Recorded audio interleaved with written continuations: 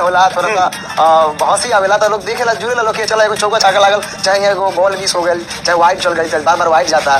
तो भाई हमार आज हम कुछ ऐसा बतावेला बानी कि जवन बिहार से बिलोंग करे वाला मुजफ्फरपुर से सबसे बड़ा कॉमेडियन स्टार मनी मेराज के बारे में। हाँ हमार भाई बात सही सुन जा। मनी मेराज के बारे में आज कुछ ऐसा बात करेला बानी कि सोच के तार लोग के भी लागी कि का मुर्गा काटे वाला इंसान को वो मुंबई में जाके कमेंट्री कर सकेला आईपीएल मैच में। हाँ हमार भाई सही सुन जा।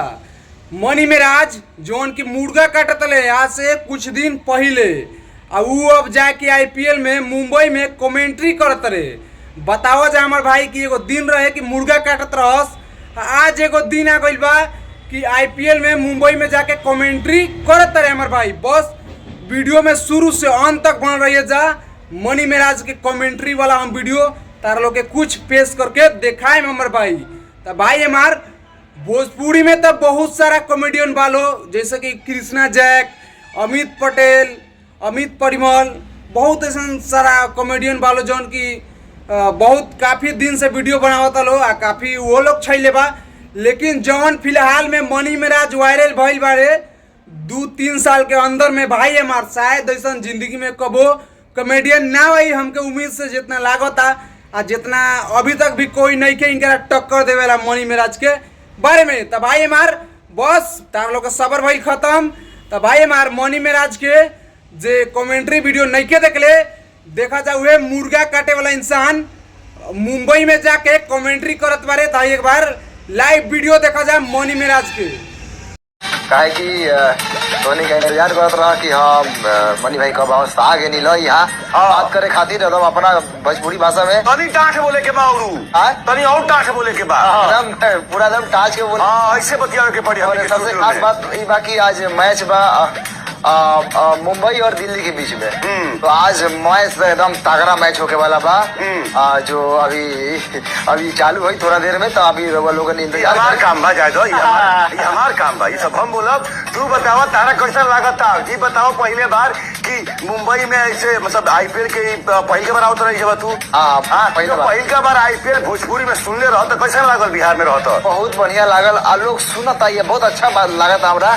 लोग सुनता भोजपुरी से जुड़ता इसे भोजपुरी आगे बढ़ी तो अच्छा बात। खास बात क्या लागल तारा सुन के बताओ? लागल कि मजा आवेला मजा लागल। लोग मतलब सब लोग के इंटरटेन होला थोड़ा सा हंसी आवेला तो लोग देखेला जुड़ेला लोग के चला एगो चौका छक्का लागल चाहे एगो बॉल मिस हो गइल चाहे वाइड चल गइल चाहे बार बार वाइड जाता नो बॉल जाता। तो भोजपुरी में कैसे का हमनी के लड़के के गाँव के तुम तो खेलते हो क्रिकेट तो कैसे कहत रही हमनी के रे वाइड 3 बार दिखबे तो तोरा घाटा दे हो जैसे बार बार वाइड फेंके हमनी हाथ हो गए लागत है हाथ टेढ़ हो गल बा हटाओ दूसरा कोनो के लिए फार्मा टेढ़ हो गल बा और फार्मा टेढ़ हो गल बा।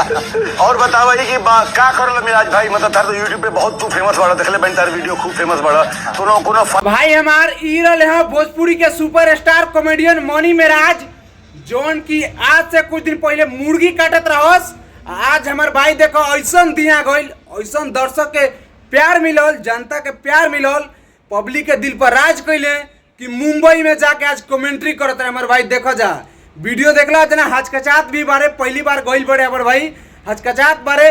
लेकिन आज हमनी के देख के बहुत ही अच्छा लगा था कि हमनी के कॉमेडियन स्टार मनी मेराज एगो बिहार से बिलोंग करे वाला लड़का जौन की मुंबई में जाके भोजपुरी में कमेंट्री में करता जैसे कि रवि किशन भैया करेले वैसे ही मनी मेराज दूसरा स्थान ले बारे। हमारे भाई जौन सोचा कि पवन सिंह, खेसारी लाल यादव, दिनेश लाल यादव ये लोग ना कर पैलस उ आज ही मनी मेराज करके दिखा दिले हमारे भाई।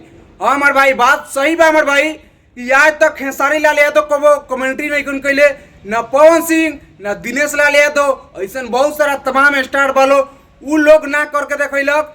लेकिन ये छोटा मोटा घर से बिलोंग करे वाला लड़का मुर्गी काटे वाला लड़का मुजफ्फरपुर से जो लड़का बिलोंग करेला कॉमेडियन स्टार हमनी के दिल के चाहता मनी मेराज आज दूसरा स्थान धो ले हमारे भाई रवि किशन के बाद इनकर स्थान बा भाई। तो भाई हमारे वीडियो के देख के तो लोगों के अच्छा लगल तो लाइक कमेंट जरूर करिए हमारे भाई। और चैनल पर नया होगा तो चैनल सब्सक्राइब कर दिया और वीडियो के शेयर भी कर दिया कि मुर्गी काटे वाला भोजपुरी समाज से बिलोंग करे वाला लड़का आज मुंबई में जाके कमेंट्री करता हमारे भाई, तो हमनी के भोजपुरी समाज आगे बढ़ता और आगे बढ़ी।